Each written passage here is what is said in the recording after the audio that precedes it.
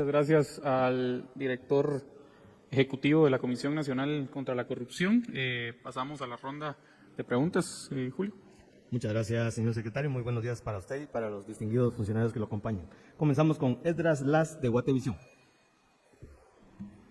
Muy buenos días, secretario. Me gustaría hablar un poquito sobre cómo va el avance de la ejecución del presupuesto 2024, de cuáles son los proyectos que se están ejecutando en este momento y de cuáles serán de estos los que podamos ver nosotros una pronta respuesta de la ejecución que se está dando. Y también me gustaría hablar un poquito sobre el caso B410.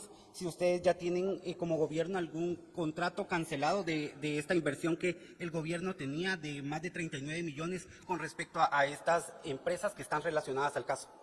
Muchas gracias, Esdras. En cuanto a la ejecución, pues los niveles de ejecución los han visto. El promedio supera el de los primeros años de administraciones anteriores.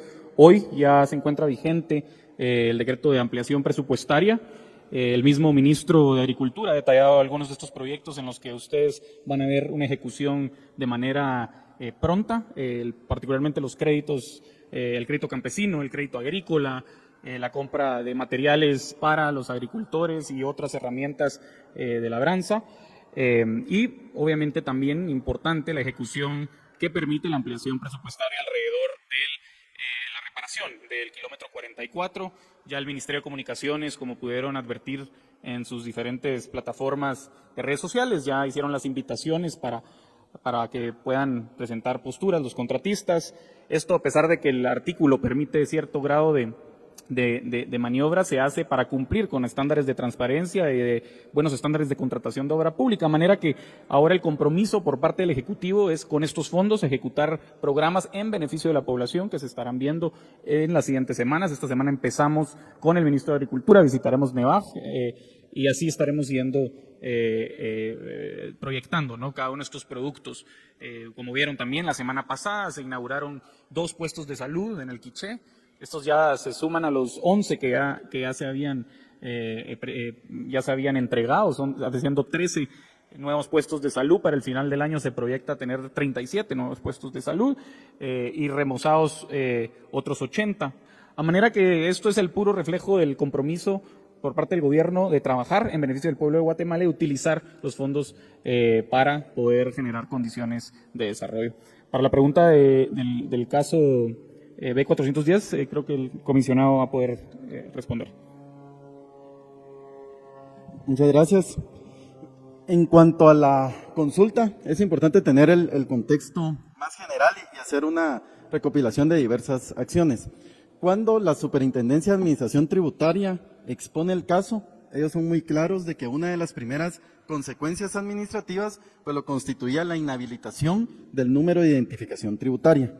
Esto conlleva la imposibilidad de facturar y por consiguiente de realizarse cobros a estas empresas o sociedades. Entonces eso responde en una primera parte la pregunta y lo complementa el hecho que, como lo hemos mencionado, la serie de averiguaciones o revisiones que están haciendo las entidades del organismo ejecutivo conllevan también como una de las posibles medidas administrativas que al detectarse esa irregularidad en la prestación de los servicios, se solicite y se realice la inhabilitación dentro del Registro General de Adquisiciones del Estado, que ahí la consecuencia pues consiste en que ya no podrán ofertar al Estado de Guatemala dentro de los procesos de adjudicación. Gracias, señor comisionado. Continuamos con Edgar Quiñones de República GT.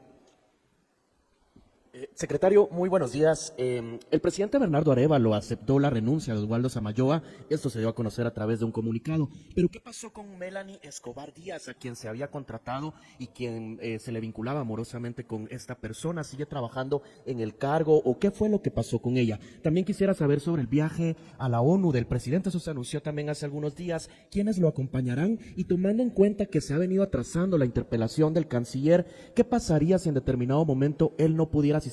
¿Quién iría en sustitución del canciller? Y tengo también una tercera pregunta, secretario, es respecto a lo que está sucediendo en las criptas de Catedral. Se han difundido algunas fotografías del daño que aparentemente realizó una funeraria, quien está construyendo servicios dentro de estas criptas. Es un edificio histórico. El presidente ya se comunicó con las instancias que autorizaron estos trabajos y si se va a proceder legalmente, puesto que el daño fue hecho y aunque ya se supervisó y ya se tapó este daño, qué es lo que realmente pasó y por qué se autorizaron estos trabajos precisamente a una funeraria de tipo privada.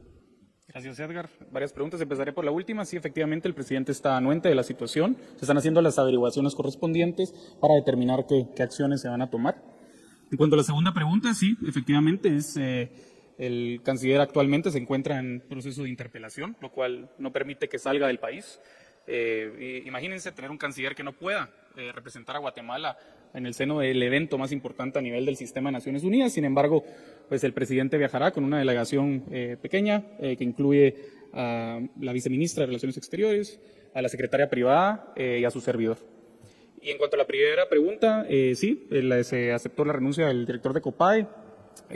La subdirectora pidió una licencia a partir del viernes 6 y se determinará esto en primer lugar para evitar el conflicto de interés y para determinar las acciones a tomar en los siguientes días.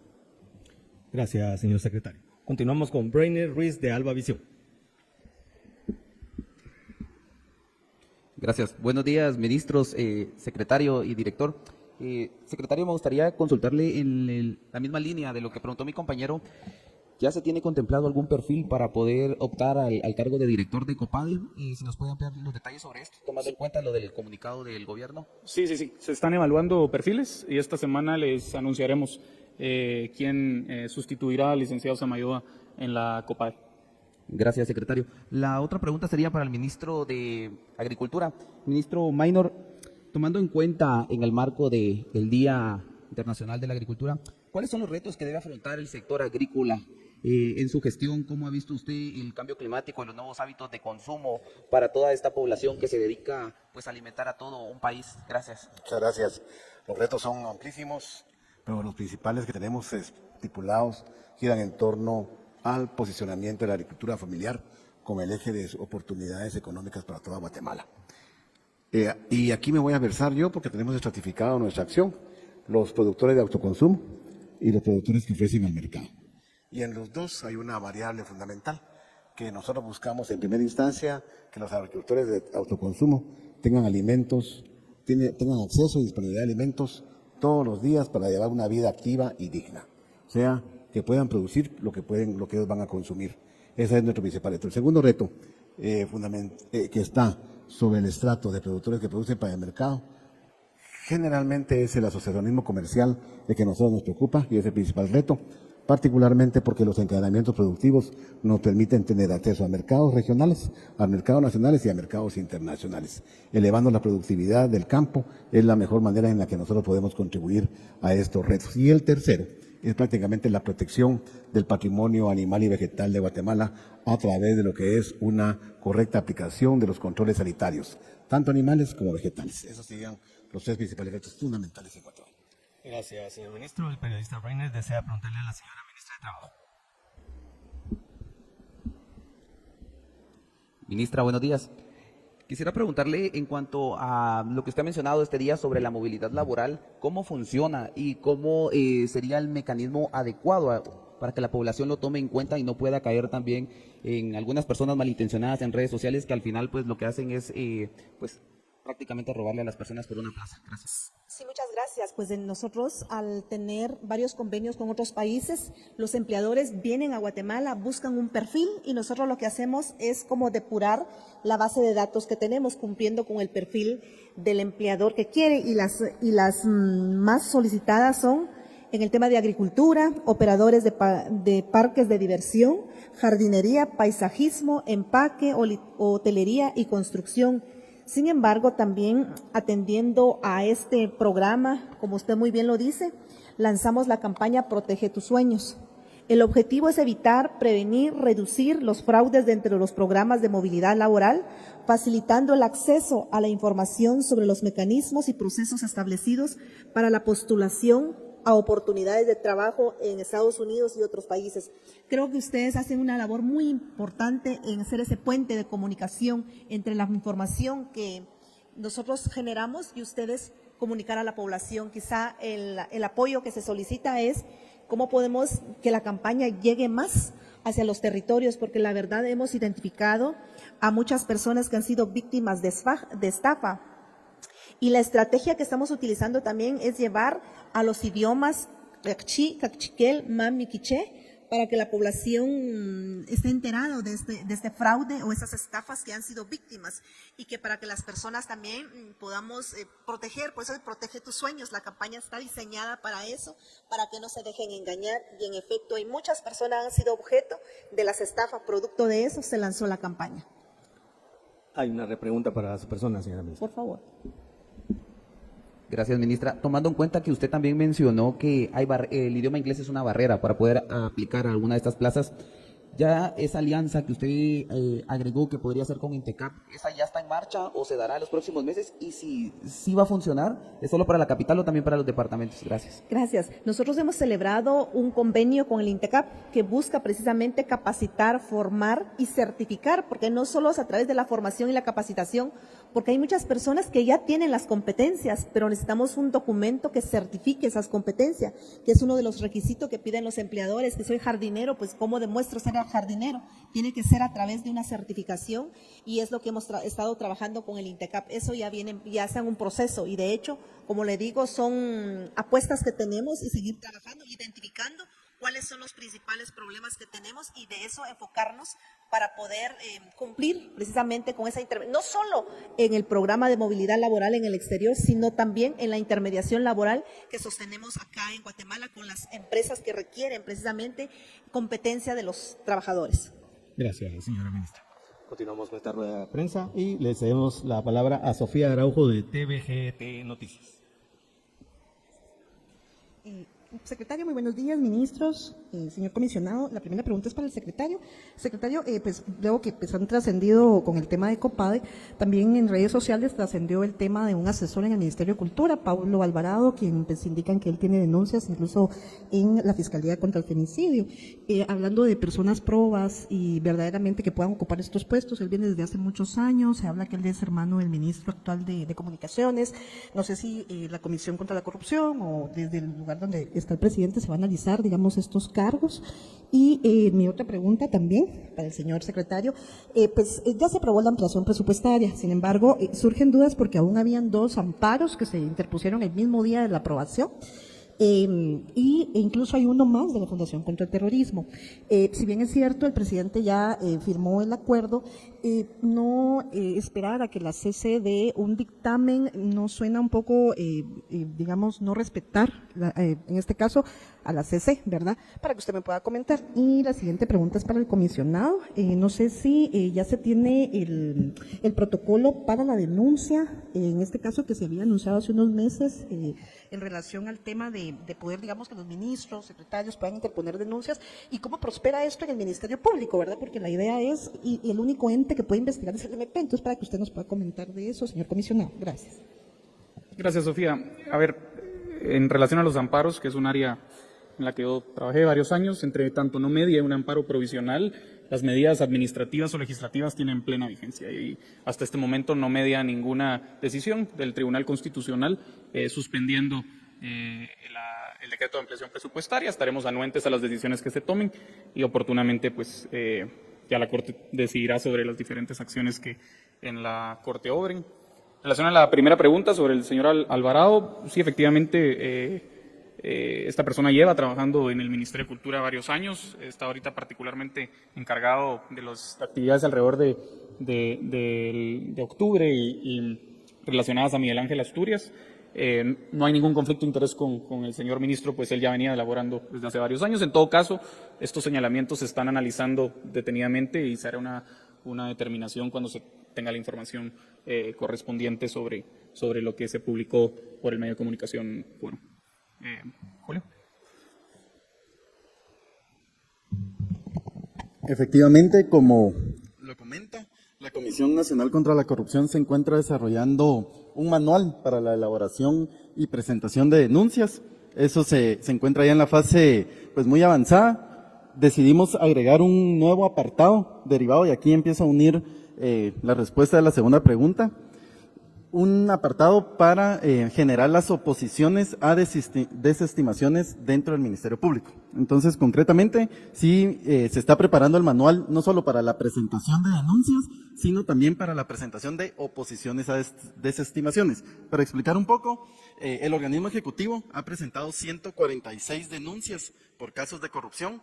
Hoy precisamente el diario La Hora hace recopilación de que de esas ya 13 han sido desestimadas, y ante esa actitud del Ministerio Público, lo que el organismo ejecutivo está facultado para realizar es presentar oposiciones a esas desestimaciones. Entonces el manual pues también está incluyendo cómo presentarlas para que efectivamente estas denuncias puedan continuar, dado que resulta evidente que desde el organismo ejecutivo no se comparte no solo las desestimaciones, sino la premura con que se están realizando, contrario a todos los demás casos en que no avanzan dentro del Ministerio Público. También para complementar la segunda consulta, pues efectivamente desde el organismo ejecutivo le damos seguimiento a la gestión que el Ministerio Público hace de las denuncias. Como usted muy bien comentaba, es no solo competencia del Ministerio Público agotar una investigación seria y técnica al respecto, sino que tiene monopolio de esa persecución penal. En ese sentido es muy importante trasladar a la población que el organismo ejecutivo está haciendo lo que la ley le permite, que es realizar averiguaciones administrativas y presentar casos de corrupción debidamente fundamentados. A partir de ahí, pues tanto las consultas como el seguimiento pues debe dirigirse al Ministerio Público. Gracias, señor comisionado. Continuamos con Oscar Grijalva de Radio Punto. Buenos días, autoridades de gobierno. Secretario, la pregunta va dirigida para usted y en seguimiento del patrimonio cultural de la nación, en este caso las catacumbas y el mismo edificio de Catedral Metropolitana. A este caso que se viene dando sobre la utilización o la presunción de utilizar estos servicios funerarios por parte de una marca que se está promocionando de hecho como tal en redes sociales, que muy pronto van a tener un nuevo lanzamiento y hay una serie de expectativas en torno a este tema. La viceministra de Patrimonio ya hizo una serie de supervisiones, si no estoy mal son 2. ¿Ya se conoce o cuándo se va a conocer el informe, los resultados de los hallazgos que se tienen a la vista? Y según la ley, según lo que establece la ley, ¿qué es lo que procede en este caso cuando hayan de alguna manera irrumpido o adulterado el patrimonio cultural, tratando de abrir un boquete o abriéndolo para proceder a hacer algunos cambios internos de acuerdo a la expectativa y a esta serie de negociaciones que podrían darse con esta firma comercial? Sí.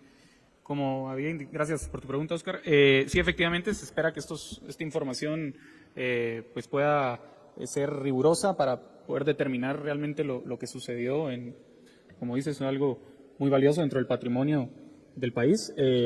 Para el efecto, una vez se tenga esa información, se van a tomar las medidas que conforme a la ley correspondan, pero prefiero no anticipar nada hasta no tener todos los informes y que se pueda tomar una decisión por parte de la autoridad correspondiente. Gracias, señor secretario. Continuamos con Ashley Monzón de TV Azteca. Buenos días. Para el comisionado, no me quedó muy claro bien.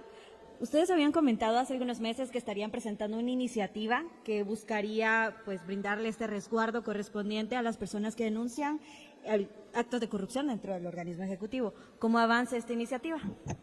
Gracias. Sí, efectivamente, pues Guatemala es de los muy pocos países a nivel regional que no tiene una ley de protección de denunciantes. Esta ley de protección de denunciantes lo que consiste es pues brindar a la persona que presenta casos de corrupción pues una protección tanto jurídica, tanto laboral como física para pues evidentemente garantizar su integridad ante esa acción que realice para presentar denuncias. ¿Cómo se está avanzando? Pues la Comisión Nacional ha finalizado la redacción del texto de la propuesta técnica. Para el efecto se agotó un proceso de participación ciudadana, de diálogos ciudadanos, se obtuvo también retroalimentación de expertos de diverso nivel y de diversa área y actualmente se encuentra en Procuraduría General de la Nación a manera de discusión técnica de algunos aspectos para garantizar no solo que se emita la normativa, sino que efectivamente sea viable, operativa y cumpla con sus finalidades. Entonces, puntualmente la respuesta es de que continuamos avanzando y estamos en este punto ante Procuraduría. Gracias, comisionado. La periodista Sofía Araujo desea hacerle una repregunta. Gracias. Comisionado, gracias. Solo con el tema del protocolo que usted está realizando para, digamos, las desestimaciones que pueda tener el Ministerio Público, ¿cuál podría ser, digamos, la otra opción que ustedes tomarían para darle seguimiento a las denuncias si se desestiman en el MP? Y la otra va relacionada con la pregunta que ya le había hecho al señor secretario. Con el señor Paulo Alvarado, por ejemplo, casos como esos, si se remiten a la comisión, ¿cómo le van a dar ustedes dar seguimiento, digamos, a estas situaciones de trabajadores que no sean aptos, por ejemplo, probos para los puestos o los cargos a los que se les asigna? Gracias. Respecto a la primera consulta, quisiera de igual forma reposicionar el tema que le corresponde al Ministerio Público realizar las investigaciones correspondientes. ¿Qué estamos haciendo desde el organismo ejecutivo una vez presentadas las denuncias? En primer lugar, pues hay un tablero para que tanto nosotros como medios de comunicación y sociedad civil pueda darle un seguimiento a los casos. Ahí incluso se individualiza la cantidad de días que lleva el caso dentro del Ministerio Público sin que registre un avance. También dentro del organismo ejecutivo pues está la directriz de realizar las oposiciones ante cualquier desestimación que realice el Ministerio Público, y cada uno de los casos, como hemos tenido la oportunidad de presentarlos en cada ocasión que se hace público, pues va acompañado de una serie de medidas de prevención para garantizar que estos casos pues no se repitan. Entonces, realmente el abordaje del organismo ejecutivo está siendo integral respecto a cada uno de los casos y corresponde al Ministerio Público pues agotar las investigaciones. Ahora, en cuanto a la segunda consulta, aprovecho también para compartirles que dentro del organismo ejecutivo, pues como hemos seguido en la implementación del Código de Ética, se emite el Código de Ética, se crean las instancias de asuntos de probidad y estamos, ya se realizó la inducción general y estamos próximos a presentar una red de integridad del organismo ejecutivo. Esa es una acción importante, es una acción que crea institucionalidad en materia de integridad dentro del organismo ejecutivo, que está conformada por cada uno de los directores de las oficinas de asuntos de probidad de ministerios, secretarías y gobernaciones. En resumen, son más de 65 servidores públicos que conforman esta red de integridad, que a través de ella pues se socializarán todas las acciones de prevención. Y es precisamente a través de esta institucionalidad en donde en cada una de las dependencias se conocerán temas de ética, temas de probidad y temas de prevención de la corrupción. Gracias, comisionado. Señor secretario, la periodista Ashley Monzón desea efectuarle una pregunta. Buenos días. Hola Ashley, ¿cómo estás? Muy bien, muchas gracias. Respecto a un video que se ha viralizado en X, en donde se ve al presidente de la República con la ministra de Educación, ¿nos podrían pues comentar, desmentir o aclarar el hecho, ya que hay muchos señalamientos en donde se discute qué es lo que están realizando dentro de ese video? Gracias. Están en Generalmente un campo. hay una política de no responderle a los net centers, Ashley. Gracias, señor secretario. Desea hacer una repregunta. Secretario, pero, o sea, aclarar la situación que estaban realizando los funcionarios. Estaban esperando el vuelo de regreso a Guatemala. No hay nada más que aclarar. ¿Qué tenían en sus manos? ¿Qué se veía ahí? ¿Qué tenían en sus manos? Ustedes han visto el video. No voy a indagar más en un video que es evidente. Gracias, señor secretario. Continuamos con Eduardo Perea de Radio Sonora. Secretario y funcionarios, muy buenos días. Secretario, quisiera consultarle el tema del asueto para el próximo lunes. ¿Esto aplica también para los centros educativos, para todos los estudiantes y para el ministro de Agricultura? Ministro, quisiera saber cómo marchan las ferias del agricultor, cómo pues tienen los resultados, en qué departamentos esperarán las personas poder adquirir todos los productos pues a mejor calidad y precios como lo han hecho. Gracias. Sí, aplica para todo el sector público.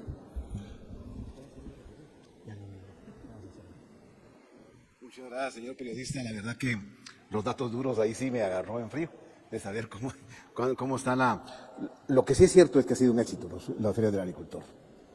Todos debemos de estar claros de que es un programa del Ministerio de Agricultura que no vamos a quitarlo, al contrario, lo estamos presentando, está yendo a toda la República, nos están solicitando que vayamos más, de tal manera pues de que nosotros estamos muy contentos e incluso algunas casas comerciales han pedido tener contacto con estos productores para que sean proveedores de ellos mismos. Con esto estamos realmente quitando los márgenes de comercialización que en alguna medida encarecen. Lástima, no traje la información, pero lo puedo llegar con mucho gusto. ¿Cuántos hemos realizado? ¿Cuánto ha sido el alcance de las ventas? Tenemos el monto de las ventas. Tenemos también la cantidad de agricultores que han ido a las ferias. O sea, miren, de veras, es un éxito rotundo y muchas gracias por la pregunta. Yo le voy a pedir su teléfono, pero yo le puedo mandar la información inmediatamente. Gracias. Y si no, a través de su dirección de comunicación, sí, señor ministro. Mi dirección de comunicación es lo que ellos tienen prácticamente ya, esos datos. Excelente. Muchas gracias, señor ministro. Concluimos con Fátima Najarro de Prensa Libre. Buenos días. Respecto a la entrega de alimentos del Ministerio de Agricultura, el señor comisionado comentó que se había ya trasladado un protocolo y algunas medidas de transparencia. Si nos pudieran ampliar en qué consisten. También, pues según los datos del ministerio, hasta agosto se habían entregado 63.000 raciones, que es aproximadamente el 30% de lo que se había entregado el año pasado a la misma fecha. Si nos pudiera explicar a qué se debe pues esta diferencia en las cifras. También pues el Instituto Privado de Investigación sobre el Cambio Climático dio a conocer que a partir de octubre los efectos de la Niña sobre todo van a golpear a las familias de agricultores de alto consumo. Si nos pudiera comentar pues si estas medidas de entrega de alimentos también van a cubrir a estas familias que pueden ser afectadas, o bien qué otros mecanismos están trabajando. No, muy interesante su pregunta. La primera quiero aclararla. La primera pregunta. Esto que el protocolo es específicamente para la compra de insumos que los legisladores autorizaron en el reajuste presupuestario. Prácticamente nosotros tenemos, el legislador nos dijo, tienen compra directa y pueden, para fertilizantes, instrumentos de labranza y para semillas. Nosotros lo que hicimos fue mandarle al comisionado, a la comisión, un protocolo, porque aun y cuando tenemos compra directa, nosotros vamos a seguir un protocolo para la mayor transparencia, a efecto de que en alguna medida se evite por completo cualquier especulación sobre malos manejos en los fondos públicos. Ahora bien, a la fecha, lo repito, han sido beneficiadas 285.490 familias y se han entregado hasta la fecha 364.289 raciones. ¿Dónde está la diferencia? La diferencia está en que, por ejemplo, las medidas cautelares y las medidas judiciales nos imponen muchas veces entregar 12 bolsas de alimentos, 12 raciones de alimentos a determinadas familias, así como también el programa de niños con desnutrición aguda son 3 veces lo que le damos a las familias, de tal manera que la diferencia está allí, señorita. Y por último, pues nosotros tenemos reservas estratégicas, el programa de reservas estratégicas que hasta la fecha, en el caso del fenómeno del Niño que afectó la sequía de muchos agricultores, se entregaron 92.199 raciones. Nosotros estamos ya preparados en estas reservas estratégicas para hacerle frente y para poder recompensar si hay pérdidas por ocasión de deslaves o inundaciones a esas familias con reservas estratégicas que tenemos ya prácticamente en nuestras bodegas. Así que estamos ya listos y preparados para esto. Gracias, señor ministro. La periodista, perdón, señor secretario. La periodista Fátima Najarro desea hacerle 2 preguntas. Las últimas 2 intervenciones son para el señor comisionado. También para el señor comisionado comentó que ya se está trabajando en las actualizaciones de REGAE y de Guatecompra. Si nos pudiera explicar en qué consisten estas actualizaciones. También, pues, cómo define el código de ética, los conflictos de intereses y el nepotismo, y si se va a tomar el mismo tiempo en presentar el informe que se presentó con Osvaldo Samayoa en el caso de Paula Alvarado, que fueron 48 horas. Muy bien. Respecto al primer punto, para entender, el Registro General de Adquisiciones del Estado tiene por objeto precisamente documentar quiénes pueden ser proveedores del gobierno. En ese sentido, ellos califican capacidad técnica y financiera para prestar los servicios y que cumplan con una serie de requisitos. Las intervenciones que se están analizando al respecto es precisamente fortalecer esos criterios para la verificación técnica y financiera para que una sociedad pueda convertirse, o empresa, pueda convertirse en proveedores del Estado. Se está haciendo más robusto para que se eviten casos como los que se evidencian en que empresas de cartón logran constituirse como proveedores del Estado. Y en el tema de Guatecompras, también para contextualizar, ahí lo que tenemos es un registro de cómo está ejecutando el Estado. Ahí ustedes encuentran pues los procesos competitivos y no competitivos de adquisiciones, quiénes están comprando, por qué monto, quiénes están vendiendo. Ahí la intervención de la comisión, pues ya lo comenté y quisiera volverlo a posicionar, pues es el desarrollo de alertas dentro de Guatecompras, en donde se evidencia que, por ejemplo, varios proveedores tienen los mismos contadores, tienen los mismos representantes legales, pues genera una alerta para que sirva de información y tomar una decisión. También, como se registran procesos de adquisición, cuando se denoten comportamientos irregulares, como por ejemplo que media muy poco tiempo entre la publicación de una oferta y el cierre de ese periodo, pues también se genera un alertivo, y así pues son más de 10 alertas las que se están analizando. Esas serían las intervenciones. Luego la consulta segunda era sobre... Lo de Paulo Alvarado, señor comisionado. La segunda era cómo define el código de ética el conflicto de intereses y el nepotismo. Ok. Bueno, el Código de Ética, lo que establece en el artículo 15, literal J, es la obligación de los funcionarios y servidores públicos de evitar cualquier circunstancia que genere o que pareciera generar algún interés personal que conlleve una pérdida de imparcialidad. Eso es lo que tenemos regulado a nivel doctrinario, pues el conflicto de interés es precisamente eso, es una situación en la cual se encuentra un funcionario público respecto a la cual tiene un interés personal o particular que pudiera conllevar una pérdida de imparcialidad, precisamente porque hay un interés directo sobre ello.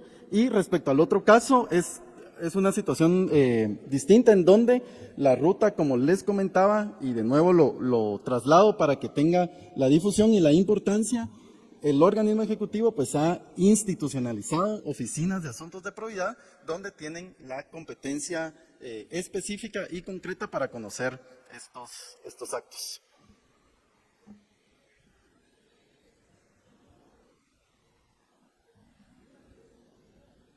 Miguel Martínez, en el contexto en el contexto del gobierno anterior, según pregunta la prestación. Ok. Aquí es muy importante puntualizarlo para la generalidad de casos. El organismo ejecutivo pues tiene competencias, sí, de verificación, de auditoría interna, en donde se evidencian irregularidades o actos de corrupción que se documentan y se denuncian según lo que documentalmente conste en cada uno de los expedientes. Y tal como el señor presidente lo ha mencionado, existe la total disposición y el compromiso del organismo ejecutivo para presentar las denuncias contra quien resulte responsable de los casos. Ahora bien, muchas veces a nivel de expediente, pues vamos a tener que formalmente son unas personas los responsables, y reitero, a partir de esta información que a través de una denuncia se traslada al Ministerio Público, corresponderá al Ministerio Público, que tiene muchas mayores y más amplias facultades de investigación, establecer los hechos, determinar las responsabilidades y determinar los responsables en cada uno de los casos. Muchísimas gracias, damos por concluida esta conferencia de prensa. Y bien, hasta acá el video de hoy. Recuerden que ustedes tienen la última opinión que pueden dejar acá abajo en la cajita de comentarios. Dicho esto, nos vemos hasta el siguiente video. Adiós.